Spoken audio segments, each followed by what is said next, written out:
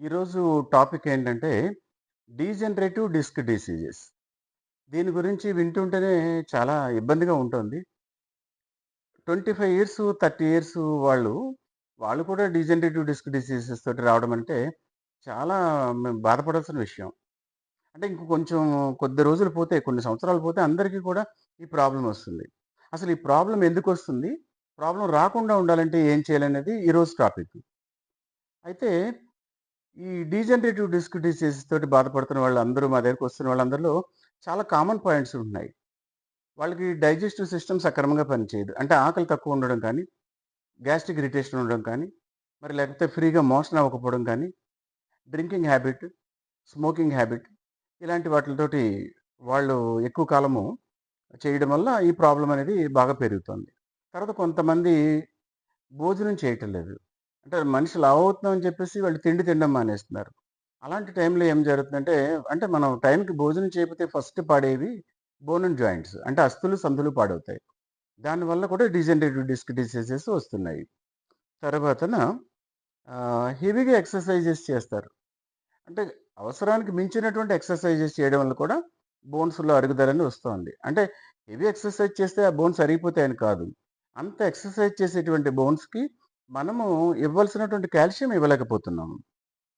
తర్వాత టైం ప్రకారంగా భోజనం చేయని వాళ్ళు. టైం ప్రకారంగా నిద్రపోని వాళ్ళు. అంటే రాత్రి 11, 12, 1 దాకా మెళకువగా ఉంటున్న వాళ్ళలో కూడా ఈ చేంజెస్ అనేవి మేము అబ్జర్వ్ చేయడం జరిగింది. నెక్స్టు డైటింగ్ చేస్తా ఉంటారు. కొంతమంది ఫ్రూట్సే తింటూ ఉంటారు. కొంతమంది లిక్విడ్సే తీసుకుంటారు. ఈ డైటింగ్ చేసే వాళ్ళల్లో కూడా ఇర్రెగ్యులర్ డైట్ అనమాట అది. బ్యాలెన్స్‌డ్ డైట్ ఉండదు.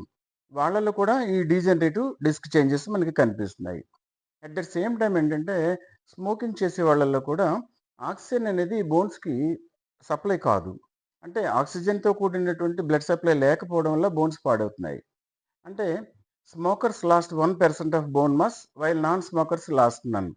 వాళ్ళలో ఎవరికైతే ఉంటుందో బోన్ డెన్సిటీ అనేది గ్రాడ్యుయల్‌గా తగ్గిపోతూ ఉంటుంది. తర్వాత డ్రింకింగ్ హ్యాబిట్ ఉన్న వాళ్ళలో కూడా ఈ చేంజెస్‌ని మనం అబ్జర్వ్ చేశాము. తర్వాతన కాల్షియం ఉన్నటువంటి ఆహారం తీసుకోకపోవడం.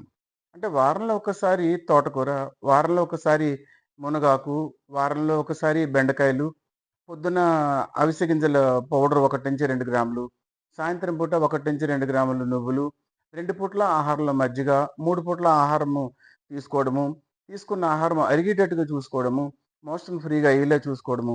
ఈ సమస్య ఇలాగ మెయింటైన్ చేసిన వాళ్ళలో ఎవరు కూడా ఈ చేంజెస్ అనేవి రావట్లేదు. తర్వాతన ఈ ఫ్యాటీ లివర్ ఇష్యూ వస్తుంది. ఈ ఫ్యాటీ లివర్ ఇష్యూ కానీ, గ్యాస్ట్రిక్ ఇరిటేషన్ కానీ, కాన్‌స్టిపేషన్ కానీ ఈ 3 ఉన్న వాళ్ళలో కూడా ఈ డీజనరేటివ్ చేంజెస్ అనేది నేను అబ్జర్వ్ చేయడం జరిగింది. తర్వాత ఒబెసిటీ.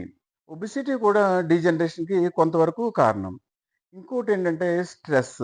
స్ట్రెస్ ఎక్కువ ఫీల్ అయ్యే వాళ్ళలో కూడా ఈ చేంజెస్ కనిపిస్తున్నాయి. అంటే కనీసం 2 నిమిషాలు మెడిటేషన్ చేస్తే ఈ స్ట్రెస్ నుంచి మనము ఎస్కేప్ అవ్వచ్చు. తర్వాత 2 నిమిషాలు మనం ఆహారం ఏం తీసుకోవాలి అని ఆలోచించాలి. ఒక 2 నిమిషాల పాటు ఒక సింపుల్ ఎక్సర్‌సైజ్ ఏది చేయాలనేది కూడా ఆలోచించాలి. ఆ తర్వాత 2 నిమిషాలు మెడిటేషన్ కూడా మనం చేయాల్సినటువంటి అవసరం ఉంది.